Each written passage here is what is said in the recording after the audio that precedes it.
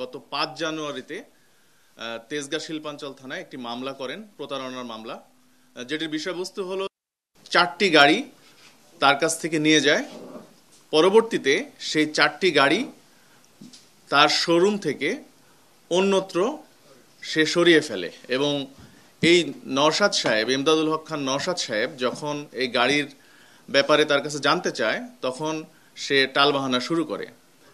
এর প্রেক্ষিতে তিনি তেজগাঁ শিল্পাঞ্চল থানায় একটি মামলা করেন এবং আমাদের মামলার তদন্তকারী অফিসার পরবর্তীতে তথ্য প্রযুক্তির সহায়তায় এবং আমাদের তেজগাঁ শিল্পাঞ্চল থানার টিম নিয়ে গত 14 তারিখ রাতে অভিযান পরিচালনা করে প্রথমে সেই যে সাব ডিলার, তার যে এবি ড্রাইভ লিমিটেড, তার শোরুমের নাম, সেটির ম্যানেজিং ডিরেক্টর জারাককে গ্রেপ্তার করে, আটক করে, জারাক আহমেদকে। আটক করার পরে তার দেয়া তথ্য মতে আমরা গাজীপুর জেলা এবং গাজীপুর মেট্রোর মধ্যে অভিযান পরিচালনা করে সেখান থেকে আরেকজনকে আমরা আটক করি।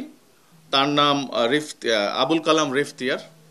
তার দেয়া তথ্য মতে আমরা এই আবুল কালাম রেফতিয়ারের এক আত্মীয়র বাসা এই আফতাবনগর থেকে আমরা 2টি গাড়ি আমরা উদ্ধার করতে সক্ষম হই। এই 2টি গাড়ি উদ্ধার করার পরে আমরা এই আবুল কালাম রেফতিয়ার বলে যে আরও এক ব্যক্তির নাম বলে, নাম সজল, যে তার সঙ্গে যোগাযোগ করলে আমরা আরও 2টি গাড়ির সন্ধান পেতে পারি। পরবর্তীতে যখন সজলের কাছে আমরা যাই, আমাদের টিম যাওয়ার পরে এই সজল আরও 2 ব্যক্তির নাম বলে, রুবেল এবং সাইদুর। এই রুবেল, এই সাইদুর তখন আমাদেরকে এই 2টি গাড়ি এই নারায়ণগঞ্জের একটি স্থান থেকে এই 2টি গাড়ি আমরা পরবর্তীতে পাওয়ার পর আমরা 4টা গাড়ি উদ্ধার করতে সক্ষম হই এবং এই প্রতারণার কাজে নিয়োজিত যে 5 প্রতারক, এই 5 প্রতারককে আমরা তখন আটক করে থানায় নিয়ে এসে তাদের ব্যাপারে আইনগত ব্যবস্থা নেই।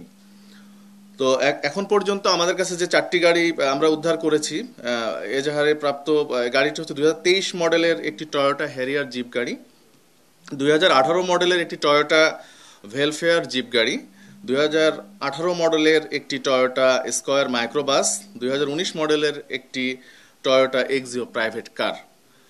এবং এই গাড়ি এবং আসামিরা এখন আমাদের হেফাজতে রয়েছে। তাদেরকে জিজ্ঞাসাবাদে আমরা আরও অনেক তথ্য পেয়েছি এবং একাধিক প্রতারণার শিকার ব্যক্তিবর্গ আমাদের থানায় আমাদের সাথে যোগাযোগ করেছে যে এই প্রতারক চক্র বিভিন্ন সময়ে তারা আরও বিভিন্ন জায়গাতে বিভিন্ন মানুষকে তারা তাদের প্রতারণা করেছে তাদের সাথে। এটি আমাদের কাছে তথ্য আসতে শুরু করেছে। তো তাদের বিরুদ্ধে আইনগত ব্যবস্থা প্রক্রিয়াধীন।